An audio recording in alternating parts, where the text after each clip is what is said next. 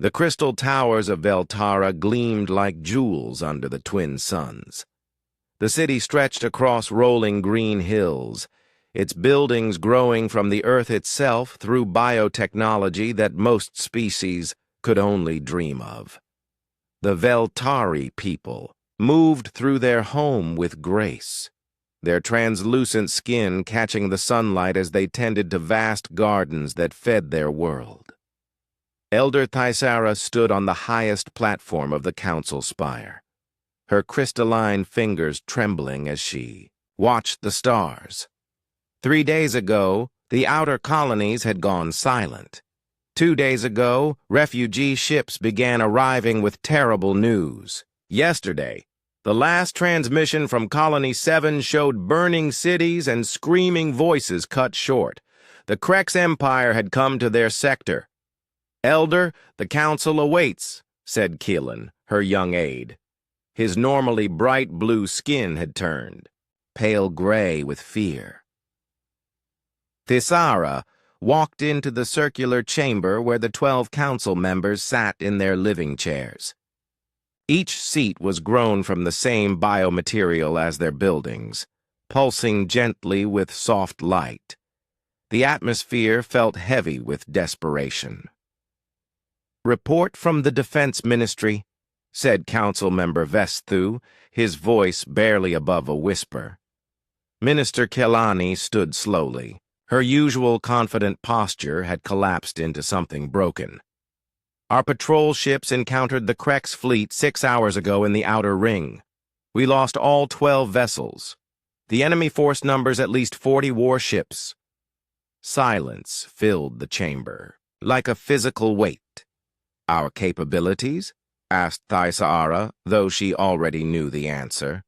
"We have 18 exploration vessels, 32 cargo ships, and 6 research stations. None carry weapons beyond mining lasers." Kelani's voice cracked. "Our ancestors chose the path of peace. We never built for war." Council member Thisela, the eldest among them, spoke with a voice like wind through crystal chimes. "The Krex destroy what they cannot use and enslave what they can. Their reputation spans half the galaxy. They show no mercy to peaceful races." "What of our allies?" asked another council member. "The Zenthari claim they cannot spare ships. The Mokari say our sector is too far from their space. The Villani—" Kelani paused. "The Villani hung up on our transmission." Thaisara felt the weight of her entire species on her shoulders. 5 billion Veltari lived on their homeworld, millions more on the colonies that were already burning. Their technology could heal diseases, grow food from nothing, and shape matter at the molecular level. But they had never learned to kill. "Time until the Krex reach our system?" she asked. 4 days, perhaps 5 if they stopped to raid the mining stations. The council sat in stunned silence. 4 days to prepare for the extinction of their civilization. "There must be someone," whispered Kylan from his position by the door. "In all the galaxy, there must be someone who will help." Elder Thaisara turned to look at him. The young aide's eyes held something the council had lost: hope. "Check the long-range communications array," she ordered. "Send a general distress call to every known species in the local cluster. Full-spectrum broadcast." "Elder," said Vesthu gently, "we have already tried the major powers. Then we try the minor ones. We try species we have never contacted. We try everyone." Her voice grew stronger. "If we are to die, let history show that we asked for help, that somewhere in the darkness, we sent out a light." 2 hours later, Kylan rushed back into the council chamber. The broadcast equipment hummed with power, sending their plea across hundreds of light-years of space. "The message is transmitting, Elder. Full galactic standard format, translated into 67 known languages." Thaisara had written the message. herself, pouring her heart into words that might be their last communication with the galaxy. This is Elder Thaisara of the Veltari Council. Our people face extinction at the hands of the Krex Empire. We are a peaceful race with no military forces. Our colonies burn while we speak. We have 4 days before they reach our homeworld of 5 billion souls. We ask for help. We beg for help. We offer our knowledge, our resources, everything we have to any who will stand with us against those who would destroy us simply because we choose peace over war. Please, someone, anyone, help us. The transmission repeated every hour, sending their desperate plea into the void. On the first day, they received 3 responses. The Korthani said their military was busy with border disputes. The Zalani claimed they were too far away to help. The Vrex sent only a message of sympathy. On the second day, 2 more species responded. Both declined. By the third day, Thaisara had stopped counting rejections. The galaxy, it seemed, had no place for those who could not defend themselves. Late in the evening, as she prepared what might be her final address to her people, Kylan burst into her private chambers. "Elder, we have a response, a new one, another." "Refusal?" she asked, too tired for hope. "No, Elder. They said yes." Thaisara dropped the crystal tablet she had been writing on. "What?" The transmission came from a ship called New Soul. They identified themselves as human. "I have never heard of this species." "What did they say?" Kalen's hands shook as he played the recorded message. A strange, flat face appeared on the screen, hairless except for the top of the head, with small eyes and pale skin. When it spoke, the voice was deep and carried an odd accent through the translation software. "This is Captain Dae-hyun Park, of the Earth vessel New Soul. We received your distress call. We are not a major power, and our fleet is small. But we will not stand by while innocents are murdered. We are coming to help. Hold on.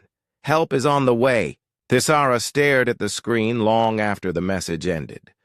In 3 days of pleading to the galaxy, only these humans had said the words she needed to hear. "How long until they arrive?" she asked. They transmitted their location with the message. "If they left immediately." 3 days, Elder." "The same time as the Krex?" "Yes, Elder." Thaisara looked out her window at the peaceful city below.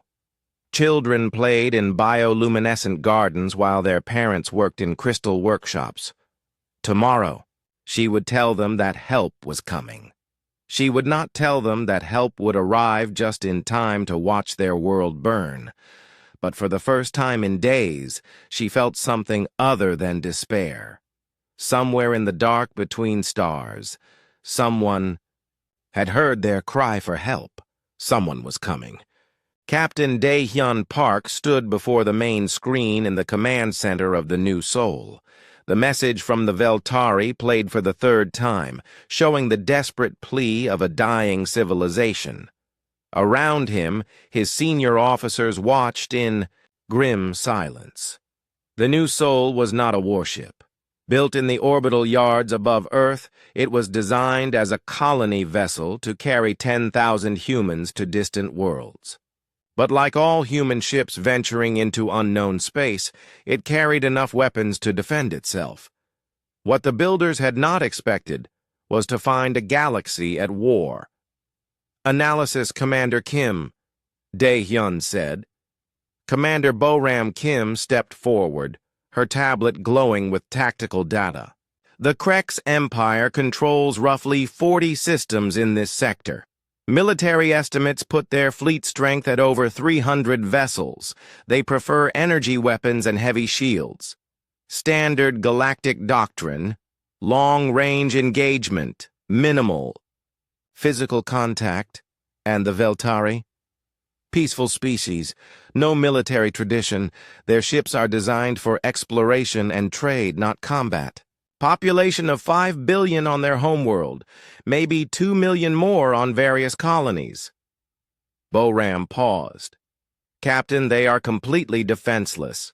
Chief Engineer Wu Jin Lee spoke up from his position at the engineering station. Sir, we are one ship, colony class, not military.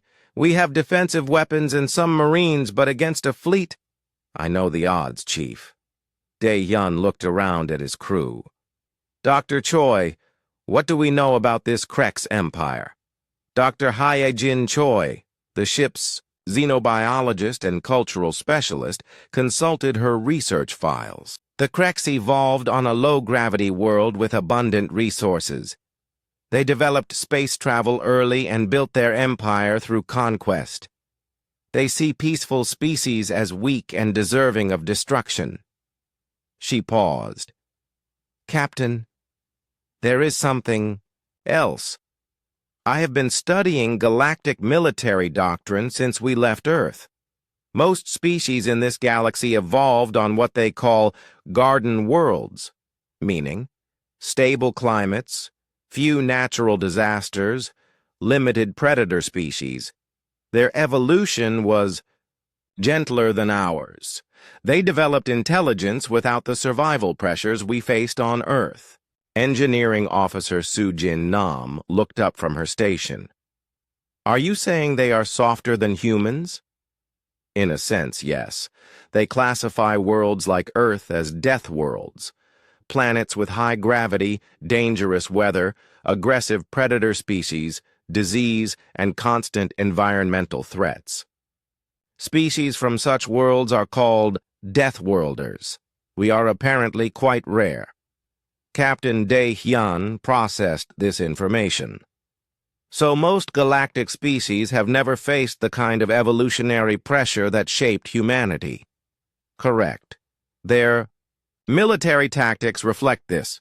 Clean, long-range combat with minimal risk.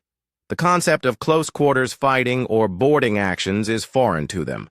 They find our willingness to engage in physical combat disturbing. Lieutenant Yun Soo. Park, the young tactical officer, raised her hand. Captain, I have been analyzing the transmission routes. The Veltari sent their distress call to every major power in this region.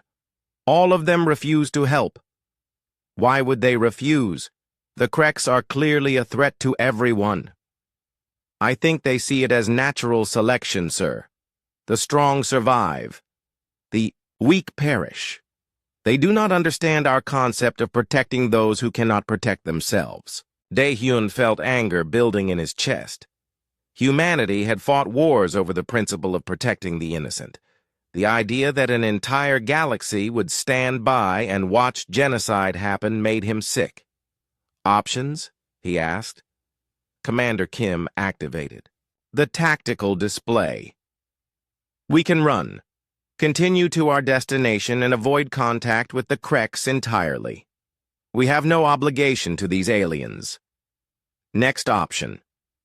We can transmit the location of the Veltari system to Earth Command and request military assistance. Response time would be at least 2 weeks. The Veltari will be dead in 4 days. Yes, sir. Last option?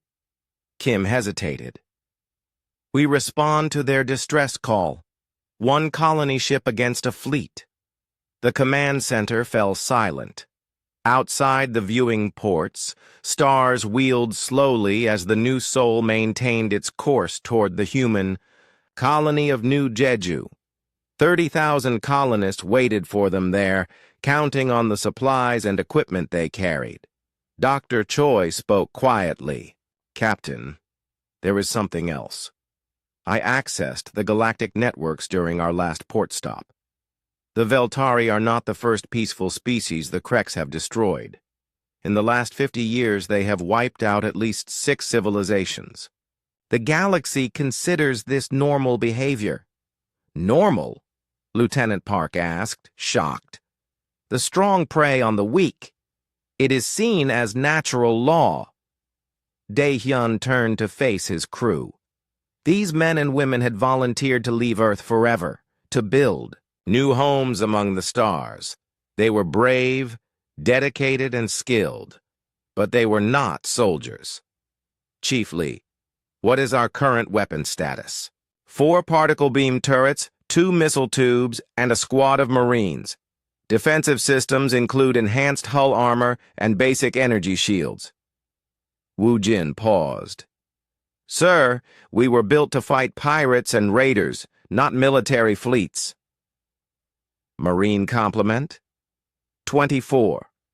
Combat Marines under Sergeant Moon, full combat armor and weapons. Captain Dae-hyun made his decision. Commander Kim, set course for the Veltara system, maximum speed. Sir? Kim looked confused. We are going to help them.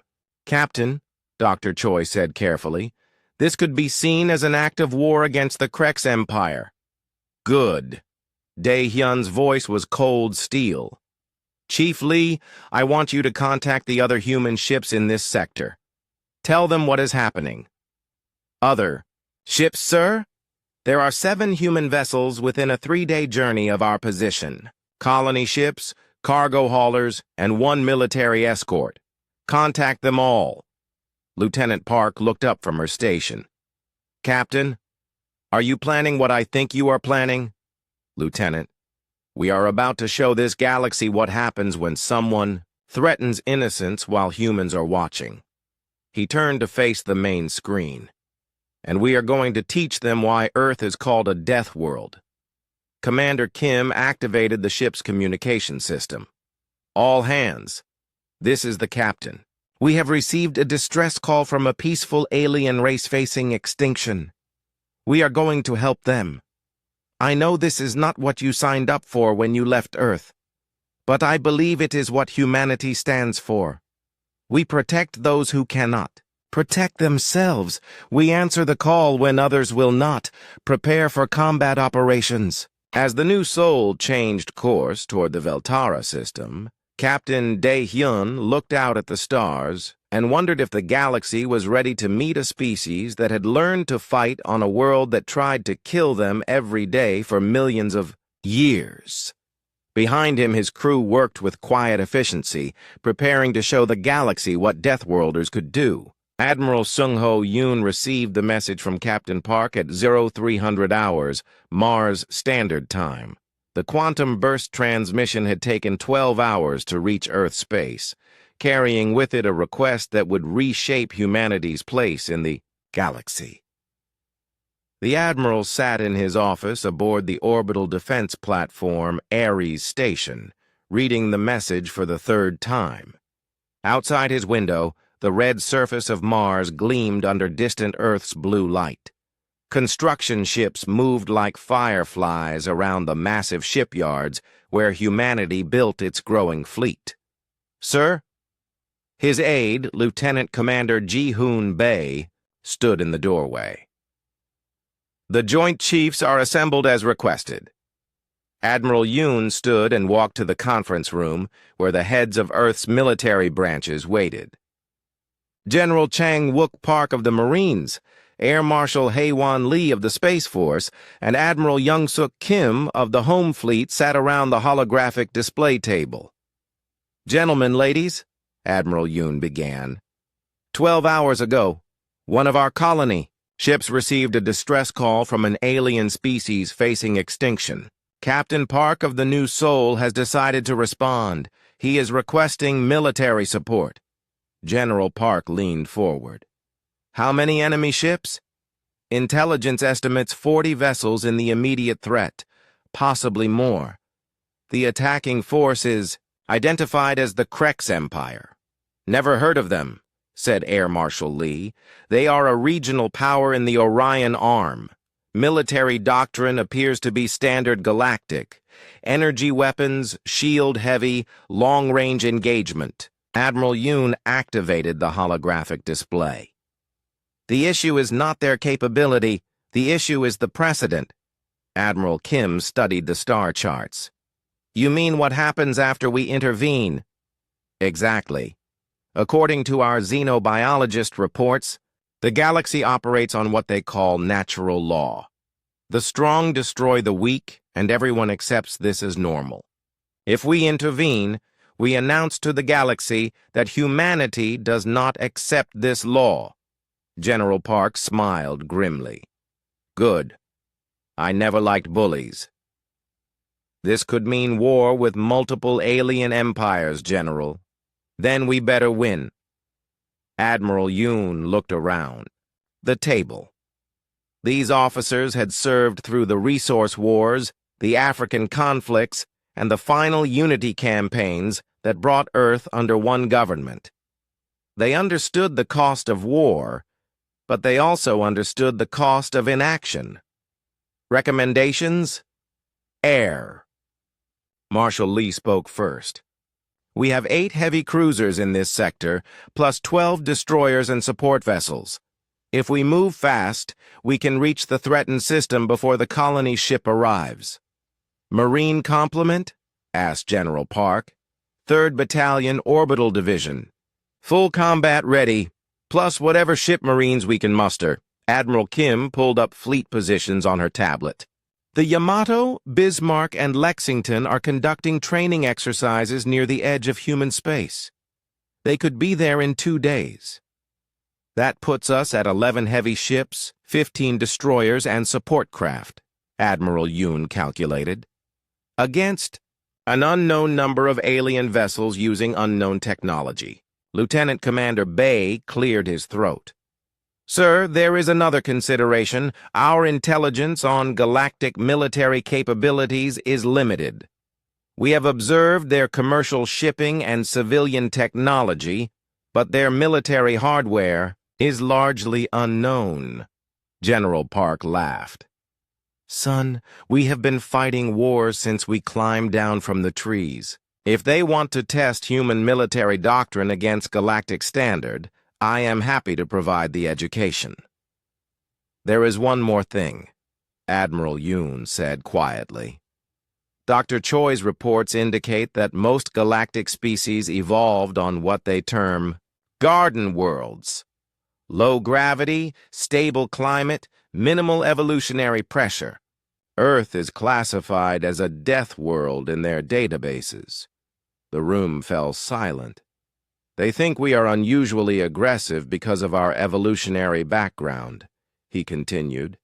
They find our willingness to engage in close combat disturbing.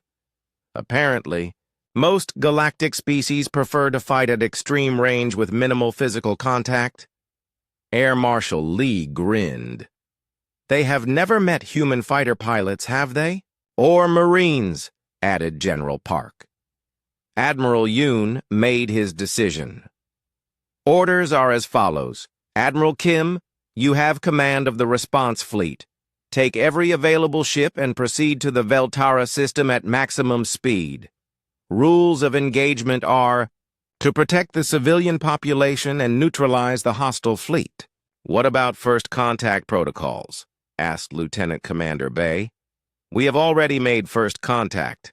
Captain Park identified himself as human when he responded to their distress call. The galaxy now knows we exist.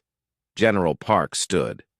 Sir, request permission to accompany the fleet. Granted. Take the 3rd Battalion and as many ship marines as the fleet can carry. If the aliens want to learn about Deathworld military doctrine, you are going to teach them. 2 hours later, the largest human fleet ever assembled began moving toward the edge of known space. The heavy cruiser Yamato led the formation, her captain, Tae-Rim Oh, studying tactical reports on alien military capabilities. In the Marine quarters of the Bismarck, Colonel Jinwoo Seo briefed his officers on what little they knew about their enemy. The Kreks prefer boarding actions to ship destruction, he explained. They want to capture, not destroy. This means they will try to disable our ships and take prisoners. Rules of engagement, sir, asked Major Kyung-Suk Nam. Protect the civilians, stop the invasion, show them what happens when they threaten. Innocence while humans are watching. Colonel Seo's smile was cold. Gentlemen, we are about to introduce the galaxy to Marine Corps tactics. On the bridge of the Yamato, Captain O watched the stars stream past as the fleet pushed toward its destination. His communications officer, Lieutenant Dongmin Lim, monitored the subspace channels for any word from Captain Park. Sir, we are receiving updates from the New Sol. They report 7 additional human ships have joined their formation. Captain Park now commands a small convoy heading for the threatened system. ETA to intercept? 36 hours, sir. We will arrive approximately 6 hours before the enemy fleet reaches the planet. Captain O nodded. 6 hours to deploy, take positions, and prepare for the first battle between human and alien military forces. 6 hours to show the galaxy what Deathworlders could do. Behind the Yamato, 22 human warships followed in perfect formation, their crews preparing for combat against an enemy they had never seen, using tactics the galaxy had never encountered.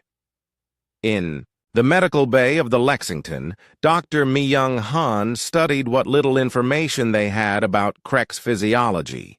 Insectoid, high-temperature metabolism, sensitive to certain frequencies, she noted.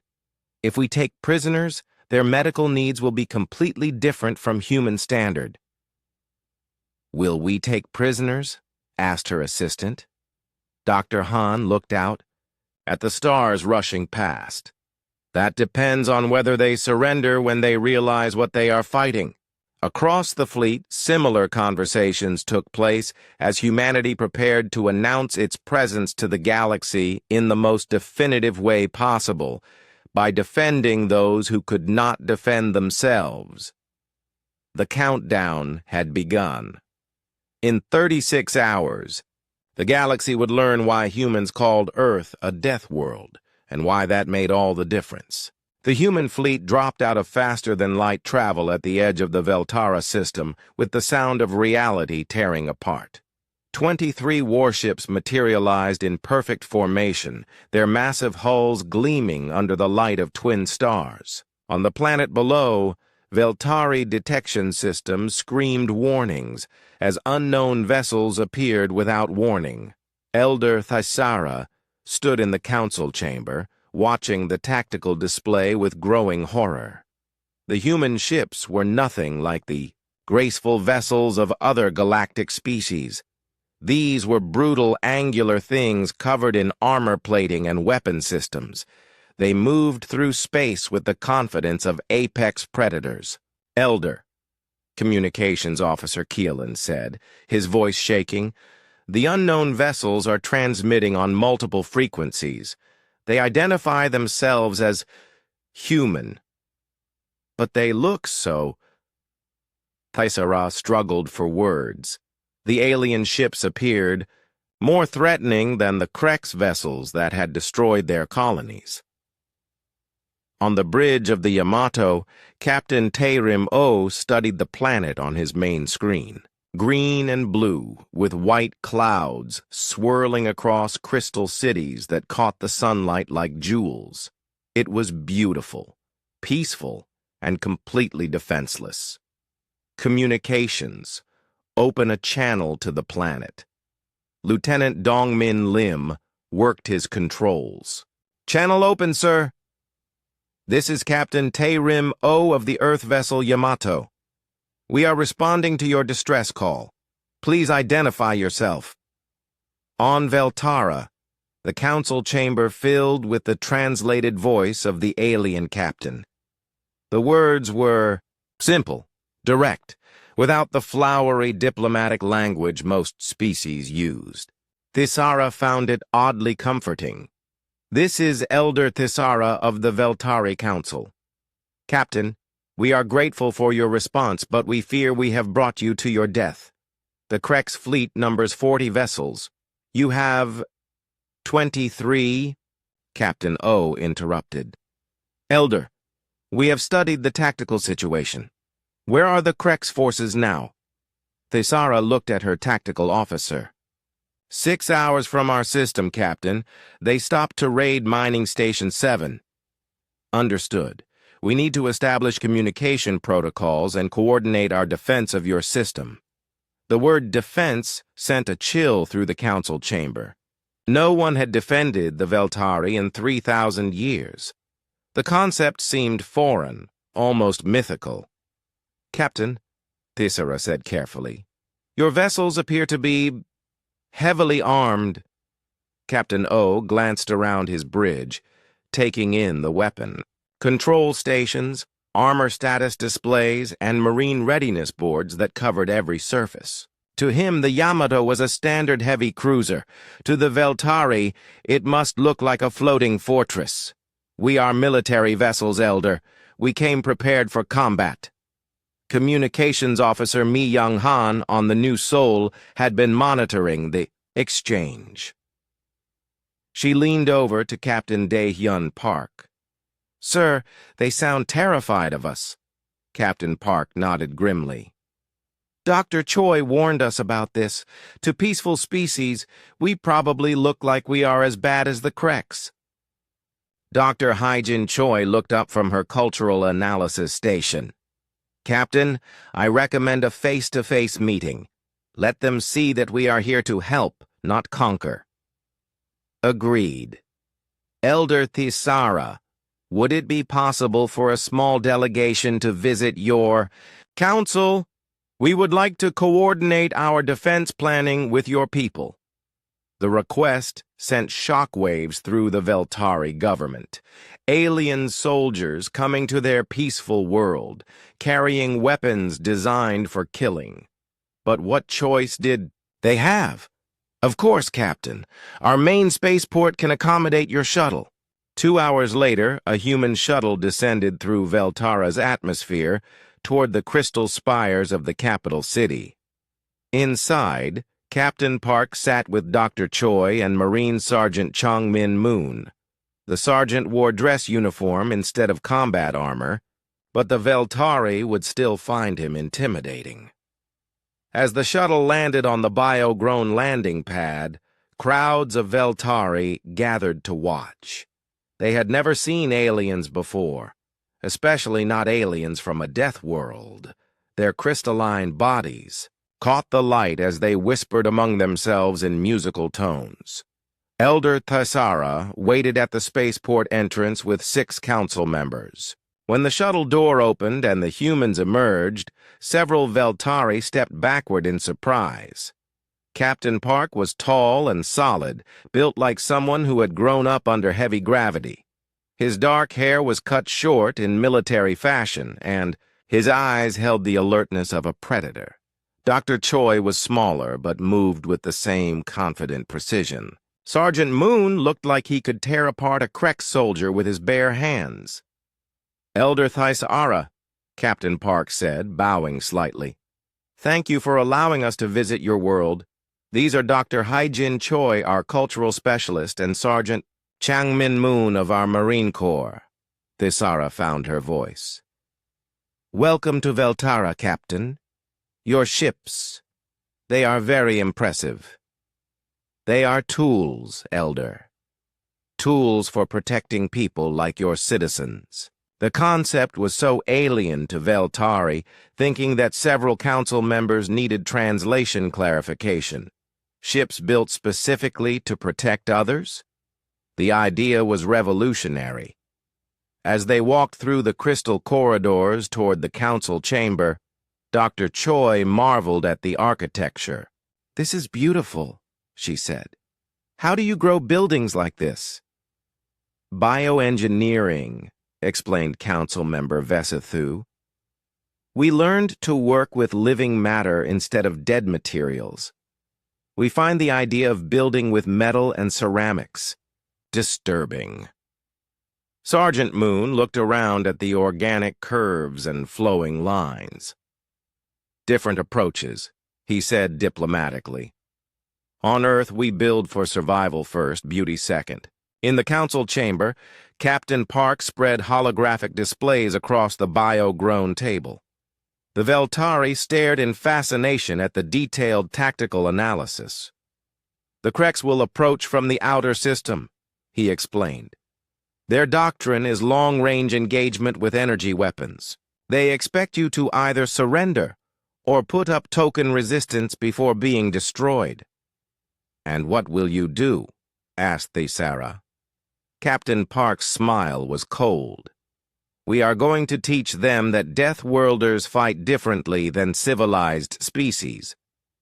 Deathworlders? Doctor? Choi took over the explanation. Elder, we have learned that most galactic species evolved on worlds with stable environments and minimal threats. Earth was different. High gravity, violent weather, aggressive predators, disease, natural disasters. For millions of years, anything that wanted to survive on Earth had to fight for it. And this shaped your evolution. It made us very good at organized violence, Sergeant Moon said bluntly. It also made us protective of those who cannot protect themselves. Thisara felt something she had not experienced in days: hope. What do you need from us? Tactical information on Krex capabilities, local space conditions, and a safe zone for your civilian evacuation if needed, Captain Park replied. Evacuation? Elder, we intend to win this battle. But if something goes wrong, we need your people to be somewhere safe. For the first time since the crisis began, the Veltari Council began to believe they might survive. These strange, violent aliens from their death world had crossed the galaxy to stand between them and extinction. Captain, Thisara said quietly. Why? Why did you come? You owe us nothing. Captain Park looked out the crystal windows at the peaceful city below. Children played in bioluminescent gardens while their parents worked in harmony with their living world. Elder, where we come from, we have a saying: the only thing necessary for evil to triumph is for good people to do nothing. We came because someone had to. As the human delegation returned to their ships to prepare for battle, the Veltari began to understand that their rescuers were not like other galactic species. These Deathworlders did not fight for conquest or resources. They fought for others. War leader Grixtok of the Krex Empire had been conquering worlds for 30 years. He stood 8 feet tall on 6 legs, his chitinous armor gleaming in the red light of his command ship's bridge. Behind him, 40 vessels of the 7th Conquest. Fleet moved through space toward their next victim. Report on the target system. He clicked in the Krex language of sharp sounds and mandible snaps. Sub-Commander Vex Han consulted his tactical display. Standard agricultural world war leader. Population 5 billion. No military forces detected. Some unknown vessels in the outer system, but they appear to be civilian transports. Grixtok's mandibles clicked with satisfaction. The Veltari would provide excellent slaves for the mining colonies, and their biotechnology would be useful once they learned to properly worship their new masters. Orders for the conquest? Standard protocol. Disable their infrastructure. Destroy any resistance. Capture the leadership. Begin orbital bombardment of military targets. War leader, Communications Officer Zekval interrupted. We are receiving a transmission from one of the unknown ships. Display. The main screen showed something that made several Krex officers step backward in surprise. A bipedal creature with pale skin and small eyes stared back at them. It looked like a poorly designed Veltari, but there was something predatory in its gaze that made Grixtok's combat instincts trigger warning signals. This is Captain Te-Rim O of the Earth vessel Yamato, the creature said in translated Krex. You are ordered to leave this system immediately. The Veltari people are under our protection. The Krex bridge erupted in clicking laughter. Protection? From what appeared to be a handful of primitive ships? Grixtok clicked his amusement. Unknown vessel. You will stand down and prepare to be boarded. Interference with Krek's military operations is an act of war. Then war it is, Captain O replied calmly. You have been warned. The transmission ended, leaving the Krek's command staff staring at the empty screen. War leader, Subcommander Vexhan clicked nervously. These aliens appear to be threatening us. Impossible. Our fleet consists of 40 heavy cruisers with full shield complements and energy weapon arrays. They have perhaps 12 ships. 23. Actually, Tactical Officer Kyle Nex corrected. But their design is unusual. On the tactical display, the human fleet appeared as angular, heavily armored vessels bristling with weapon systems. They moved in tight formation with military precision, accelerating directly toward the Krek's fleet instead of maintaining safe distance. Sub-Commander, begin standard long-range engagement. Destroy these primitives quickly so we can proceed with the conquest. The first volley of Krek's energy weapons lanced across space toward the human fleet. Brilliant beams of concentrated plasma struck the human ship's shields, creating spectacular light shows as the energy dispersed. On the bridge of the Yamato, Captain O watched the tactical display with professional interest. Damage report. Forward. Shields down to 80%, sir, reported Engineering Officer Sujin Nam. Their weapons are powerful but unfocused. Typical energy beam configuration. Return fire. All weapons. What happened next shocked the Krek's fleet to its core. Instead of energy beams, the human ships fired solid projectiles at incredible velocity. Kinetic slugs accelerated to significant fractions of light speed, slammed into Krek's shields, overloading them through sheer physical force rather than energy manipulation. Impossible, clicked War Leader Grixtalk. How are they penetrating our shields with primitive projectile weapons? War Leader, Tactical Officer Keelnex clicked frantically. Their weapons operate on kinetic principles. Our shields are designed to deflect energy, not physical mass. 3 Krek ships lost their shields in the first exchange. The humans continued to advance, maintaining their formation while firing continuously. Their ships absorbed tremendous damage from Krek's energy weapons, but their heavy armor plating and redundant systems kept them operational. Captain O studied the tactical situation. All ships, initiate close engagement protocol. Target their command vessels. The human fleet suddenly accelerated, closing the distance to the Krek's formation at a speed that defied galactic military doctrine. Instead of maintaining safe long-range combat distance, they were deliberately entering close-quarters combat range. This is madness, clicked Subcommander Vexhan. They are exposing themselves to concentrated fire, but the human tactic worked precisely because it was considered impossible. Krek's ships were designed for long-range combat and became less effective as the range closed. Their large energy weapons could not track targets moving at high speed in close proximity. The destroyer Incheon, commanded by Captain Dongmin Lim, demonstrated human close combat tactics by passing within a few hundred meters of a Krek's heavy cruiser while firing every weapon she had.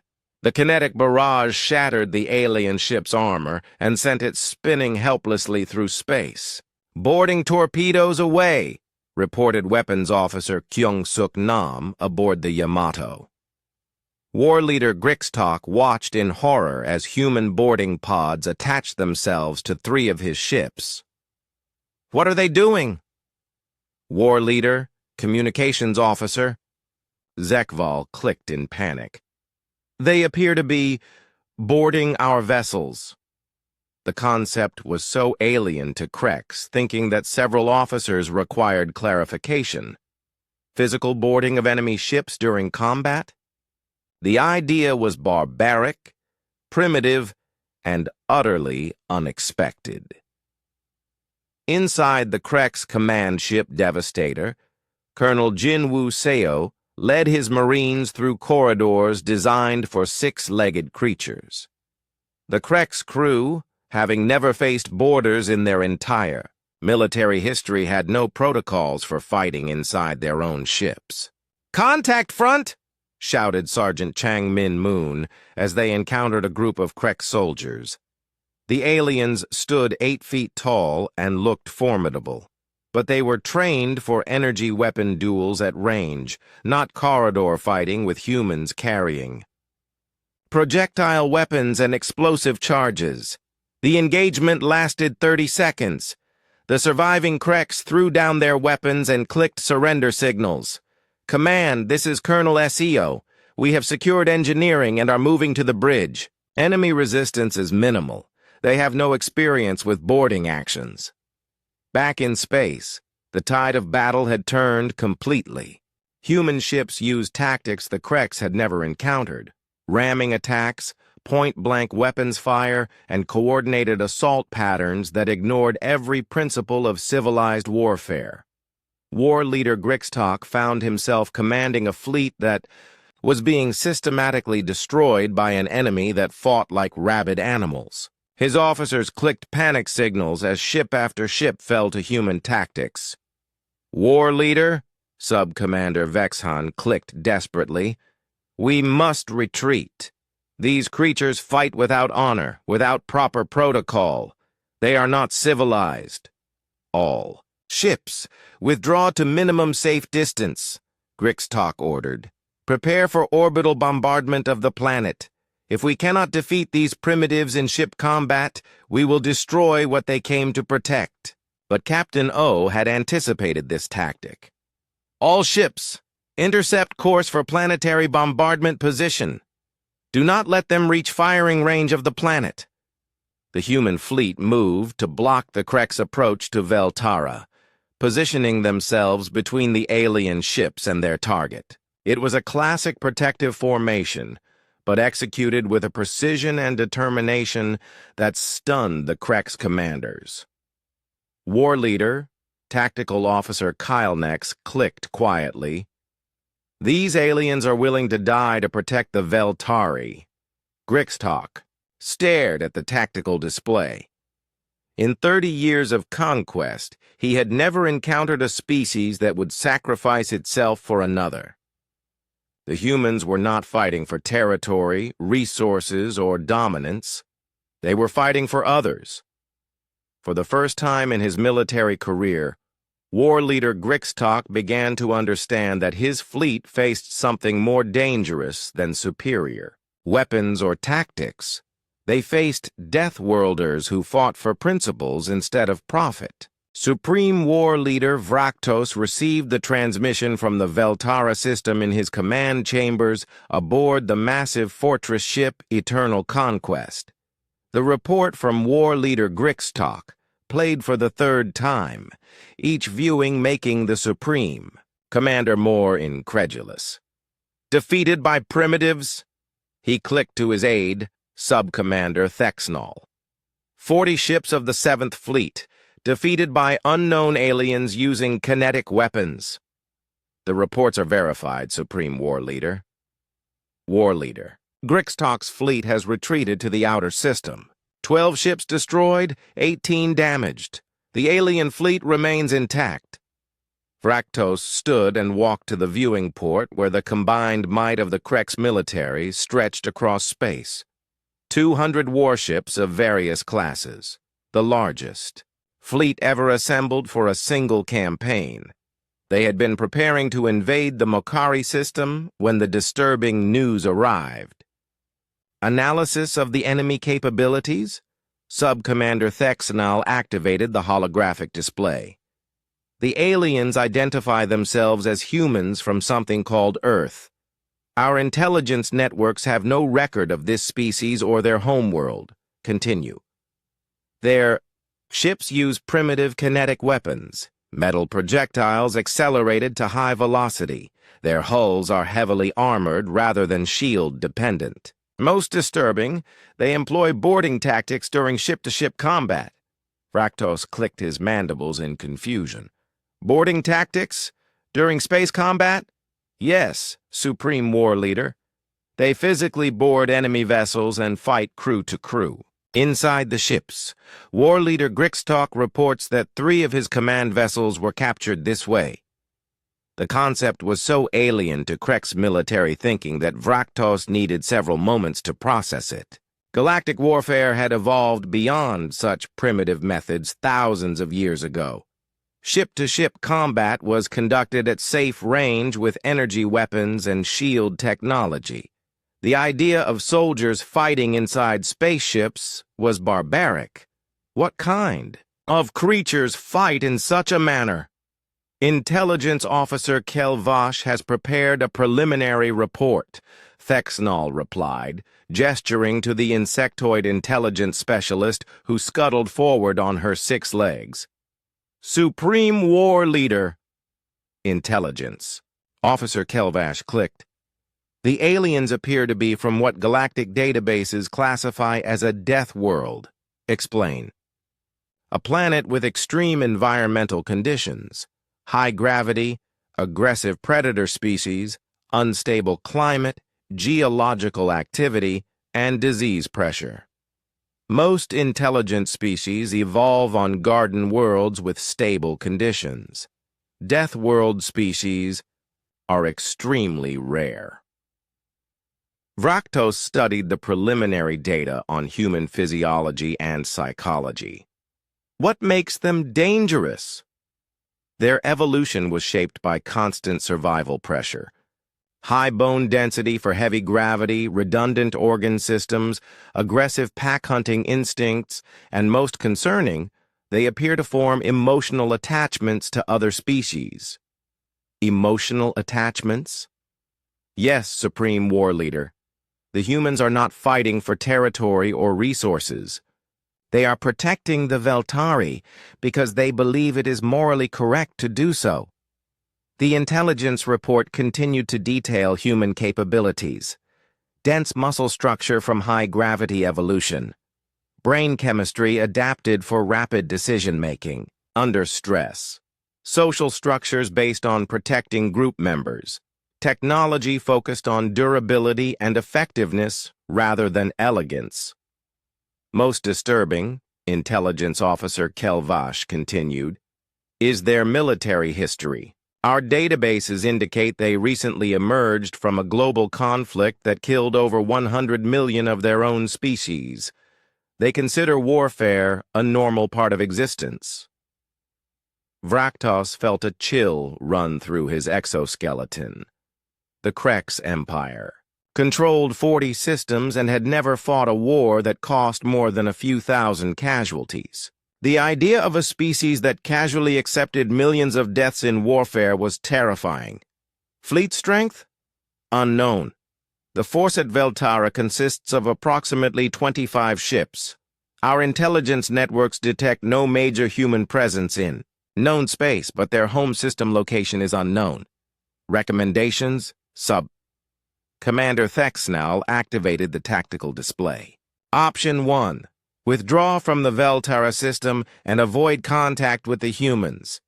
Mark their space as off-limits and continue expansion in other directions. Unacceptable. The Empire does not retreat from primitives. Option 2. Deploy the full Imperial fleet to Veltara. 200 ships should be sufficient to overwhelm any defense. Vraktos considered this. 200 ships against 25 should be overwhelming odds, even accounting for unusual tactics. But something about the human response troubled him. Intelligence Officer Kelvash, analysis of human strategic thinking. Supreme War Leader, the humans appear to value individual lives highly. Their decision to intervene suggests they will not easily abandon the Veltari, even when faced with overwhelming force. They will fight to the death? Probable. Deathworld psychology typically includes strong protective instincts and willingness to sacrifice for others. They may fight even when defeat is certain. Vraktos made his decision. Order the Imperial. Fleet to Veltara. Full deployment. We will crush these primitives and show the galaxy that interference with Krek's expansion has consequences. As orders went out across the massive fleet, Shipmaster Kelvorth approached the Supreme War Leader. "Sir, there is another consideration. The galactic powers are watching this conflict with interest." "Explain." "The Zenthari, Mokari, and Villani governments have all received reports of the human intervention. They are curious to see how we respond to this challenge." Vraktos understood. The Krek's Empire's reputation was built on inevitable victory. If word spread that primitives could successfully resist their forces, other species might begin to think rebellion was possible.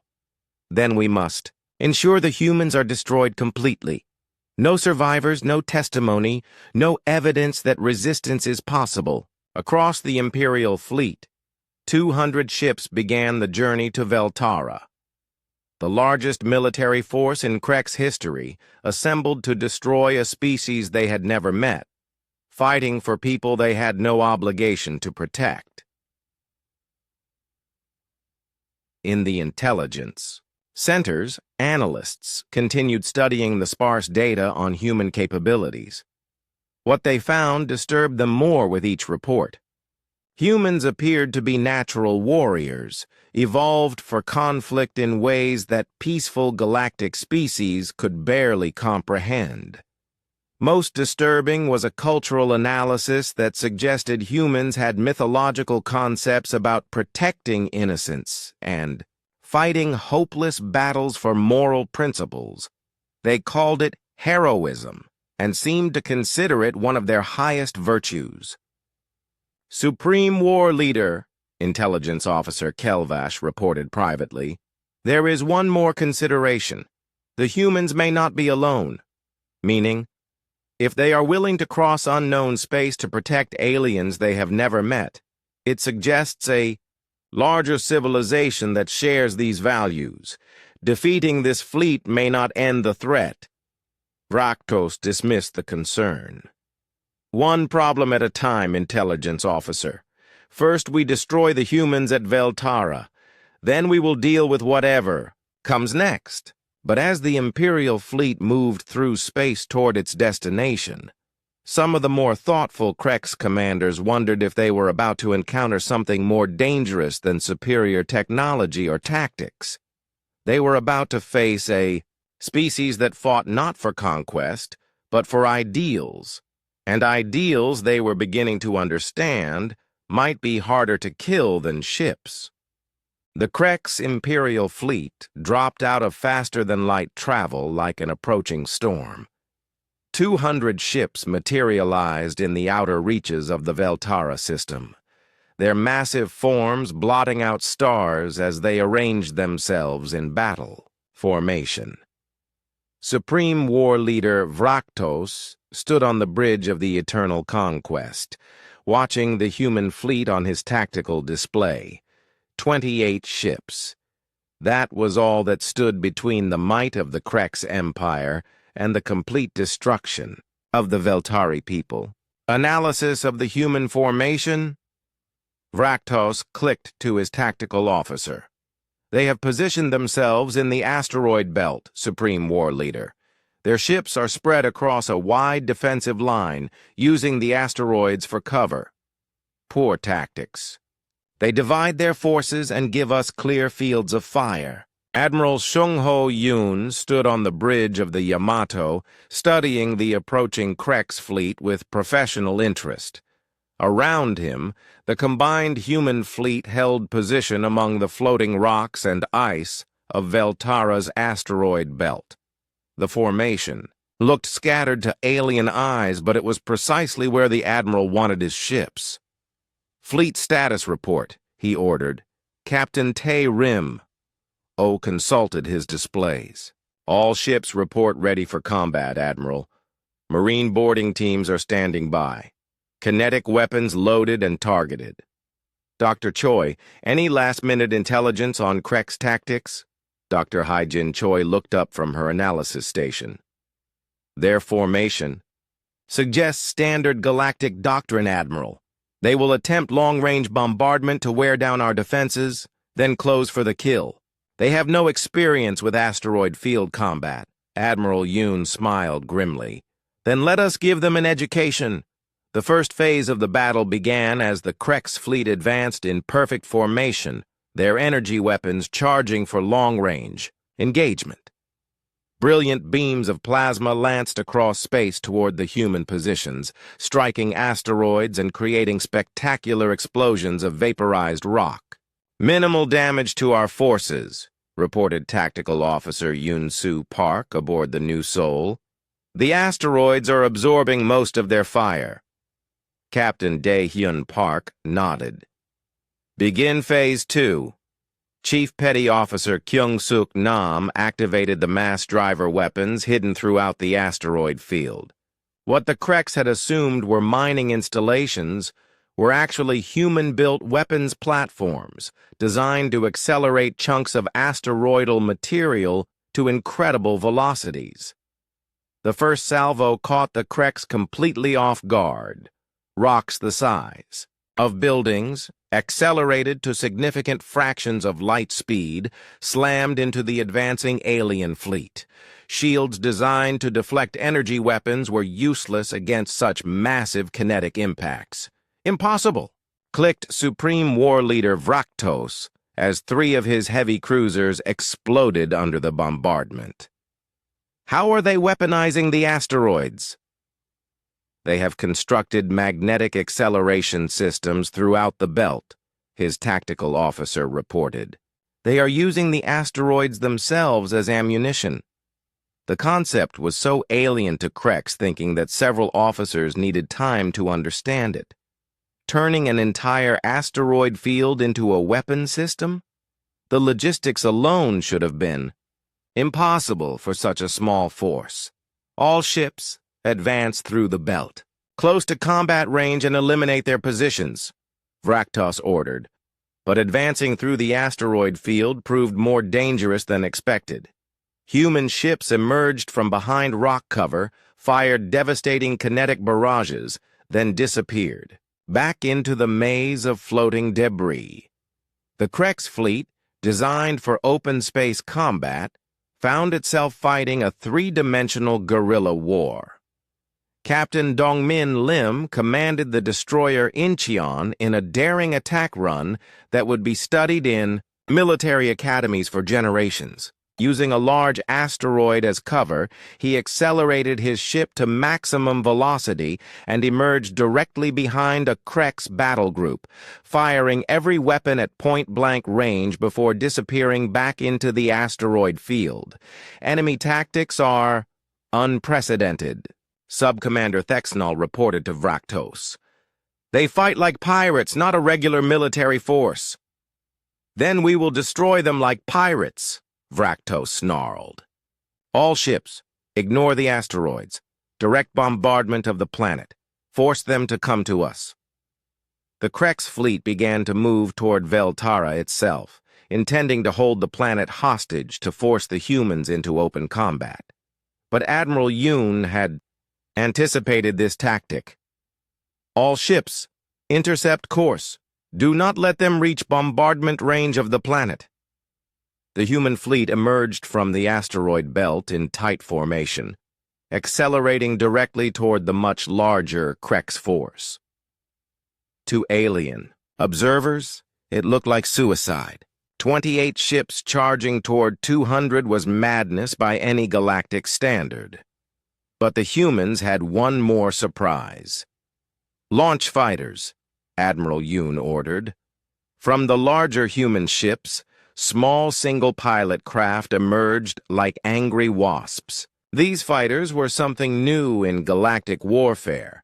Ships too small for faster-than-light travel, but fast and maneuverable enough to slip through enemy formations. Lieutenant Commander Ji-hoon Bae led Fighter Squadron 1 in an attack pattern that defied physics. Human pilots, evolved under high gravity and trained for extreme G maneuvers, pulled turns and accelerations that would kill most alien pilots. "Target their command ships," came the order over the communications system. Take out their leadership. The fighter attack succeeded beyond all expectations. Krek's ships, with their emphasis on heavy weapons and shields, had no effective defense against small, fast-moving targets. The fighters slipped through the alien formation, striking critical systems with precision attacks. Meanwhile, the main human fleet demonstrated the ultimate expression of Deathworlder tactics. Instead of maintaining safe range, they accelerated directly into the Krek's formation, engaging in point-blank combat that violated every principle of civilized warfare. Colonel Jin Wu-seo led Marine boarding teams in assaults on a dozen Krek's ships simultaneously. The alien crews, faced with armored humans fighting through their corridors with projectile weapons and explosive charges, surrendered in panic. The concept of ship-to-ship boarding during fleet combat was so alien that most Krek's vessels had no protocols for defending against it. Supreme War Leader, Communications Officer Zekval clicked frantically. We are losing ships faster than we can coordinate responses. Their tactics are completely outside our doctrine. Vraktos watched his formation disintegrate under human assault. Ships designed to fight clean, long-range battles found themselves in brutal close-quarters combat against enemies that seemed to enjoy the violence. The turning point came when Captain Tae Rim-oh executed a ramming attack against the Krek's Super Heavy cruiser Dominator. The Yamato, her shields collapsed and armor breached, accelerated directly toward the alien ship at full power. Sir, Engineering Officer Soo-Jin Nam called out. Collision in 30 seconds. All hands, brace for impact, Captain O ordered calmly. The two ships struck with the force of small nuclear weapons. The Dominator, designed for long-range combat, was not built to survive such impacts. Her hull cracked along its entire length, before exploding in a ball of superheated plasma. The Yamato, built by Deathworlders who understood that ships sometimes had to survive the unsurvivable, held together long enough for her crew to evacuate to other vessels. Watching his flagship die in a collision that should have been impossible, Supreme War Leader Vraktos finally understood what his fleet faced. These humans did not fight for conquest or resources. They fought for principles, and they were willing to die for those principles. All ships, he clicked quietly. Withdraw to minimum safe distance. Prepare surrender transmission. For the first time in Krek's military history, an Imperial fleet was requesting terms of surrender. In the aftermath, as rescue ships moved through the debris field and casualty reports came in, Admiral Yoon stood on the bridge of the Soul, looking out at the peaceful blue-green world they had saved. Casualty. Report, Admiral, Captain Park asked. 17 human ships damaged, 3 destroyed. Total casualties, 436 wounded, 67 killed in action. Admiral Yoon paused. Krek's losses. 112 ships destroyed or captured, approximately 40,000 casualties. The numbers spoke for themselves. A small human fleet had destroyed more than half of the largest Krek's force ever assembled. Dr. Choi looked up from her analysis station. Admiral, we are receiving communications from across the galaxy. Word of the battle is spreading. Multiple species are requesting information about human military capabilities. Admiral Yoon nodded.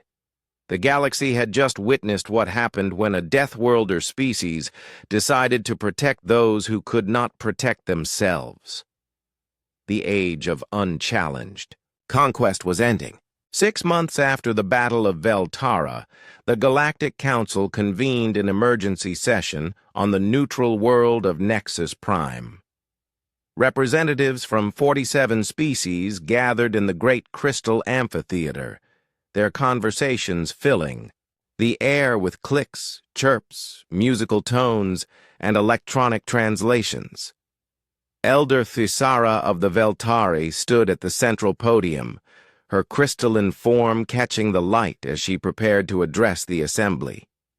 Behind her, holographic displays showed the aftermath of humanity's intervention, rebuilt colonies, protected trade routes, and most shocking of all, former Krex worlds that had declared independence and requested human protection.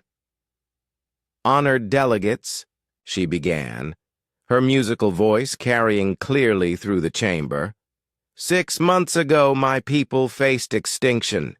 We sent a distress call to every major power in this region of space, every government with the strength to help us." The chamber fell, silent. Everyone knew what came next. 47 species received our plea for help. 46 chose to ignore it, citing various reasons why the destruction of our civilization was not their concern. Uncomfortable shifting filled the chamber. Ambassador Kelthani of the Zenthari Confederation looked particularly uncomfortable. Ambassador Vexnala of the Mokari Union studied her claws with sudden interest. Only one species answered our call. A species we had never met, from a world we had never heard of. They crossed unknown space, faced impossible odds, and risked their lives for strangers who could offer them nothing in return. Elder Thisara activated the first holographic display. The humans arrived with 28 ships to face 200 Krex vessels. By every standard of galactic military doctrine, they should have been destroyed within hours. The display showed tactical recordings from the battle. Alien delegates watched in fascination as human ships executed maneuvers that defied conventional wisdom. Ramming attacks, boarding actions, and close-quarters combat that violated every principle of civilized warfare. Instead, they achieved complete victory. The Krex Imperial fleet, which had terrorized this region for centuries, was broken in a single engagement. Ambassador Thraktos of the Villani corporate states raised a tentacle. Elder Thisara, while we appreciate the unusual human intervention, we must ask, what precedent does this set? If every minor conflict results in military intervention by unknown powers, galactic stability could be compromised. Stability? Thisara's voice carried a note of crystalline anger. Ambassador, the Krex Empire has destroyed 6 civilizations in the past 50 years. Where was galactic stability then? Dr. Hyejin Choi sat in the human delegation section, taking notes on the proceedings. Beside her, Admiral Sung Ho Yoon watched the political maneuvering with professional interest. The humans had been granted observer status for this session, though several delegates had objected to the presence of uncivilized deathworlders in the council chambers. The point, continued Elder Thisara, is not the military victory impressive, though it was. The point is that when innocents cried for help, only the humans answered. Only the humans came. She activated another display, showing communications logs from the crisis. Zenthari response, "We cannot spare ships." Mokari response, "Your sector is too distant." Villani response, "No commercial interest justifies intervention." The chamber buzzed with translations as species tried to defend their decisions. Ambassador Kelthani of the Zenthari stood to respond. Elder, with respect, the Zenthari Confederation has limited military resources. We cannot protect every species that faces threats. It is simply not practical. Dr. Choi leaned over to Admiral Yoon. "Practical," she whispered. "They measure everything. By practical benefit." Admiral Yoon nodded. It was becoming clear that the galactic community operated on principles completely foreign to human thinking. Survival of the fittest, taken to its logical extreme, with no concept of moral obligation to protect the weak. Elder Thysaara continued her address. Since the human intervention, 17 species have requested protection from the Earth government. 12 former Krex colonies have declared independence. 3 other expanding empires have halted their conquest campaigns rather than face human opposition. The implications sent shockwaves through the assembly. The entire balance of galactic power was shifting because one species had decided that protecting innocence was more important than political convenience. Ambassador Vexnala of the Mokari Union clicked her mandibles nervously. Elder, what assurance do we have that the humans will not use their military superiority for conquest? They have demonstrated capabilities far beyond galactic norms. For the first time since beginning her address, Elder Thysaara smiled. Ambassador, that question demonstrates the fundamental difference between human thinking and galactic thinking. You assume that military power must be used for conquest because that is how every other species behaves.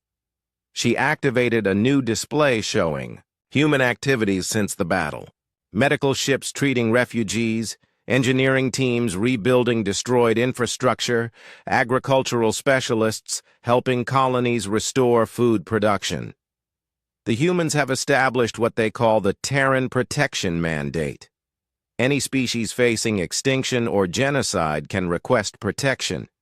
The humans will provide military defense, humanitarian aid, and reconstruction assistance. They ask for nothing in return except that protected species agree not to attack others. The chamber erupted in confused chatter. Several delegates required translation clarification, a military alliance that demanded no tribute, no territorial concessions, no commercial advantages. The concept was alien to galactic thinking. Captain Dae-hyun Park, representing the human delegation, stood to address the assembly. His presence caused several delegates to shift uncomfortably. Even in dress uniform, he looked like a predator to species that had evolved on peaceful worlds. Honored delegates, he began, we understand that our intervention has caused concern. We understand that our methods seem aggressive by your standards. He paused, looking around the chamber at species that had stood by while genocide was planned. On Earth we have a saying, the only thing necessary for evil to triumph is for good people to do nothing. We came to Veltara because someone had to. We will continue to respond to such calls because it is right. Ambassador Thraktos raised his tentacle again. Captain, surely you understand that galactic civilization operates on practical principles. Resources are limited. Military intervention is expensive. Species must be responsible for their own defense. Captain Park's smile was cold. Ambassador, we have different priorities. On Earth, we learned that civilizations are measured not by their strength, but by how they treat those who cannot defend themselves. The philosophical divide was stark. Galactic civilization had evolved beyond physical violence through technological advancement, but in doing so, they had also evolved beyond the moral imperative to protect others.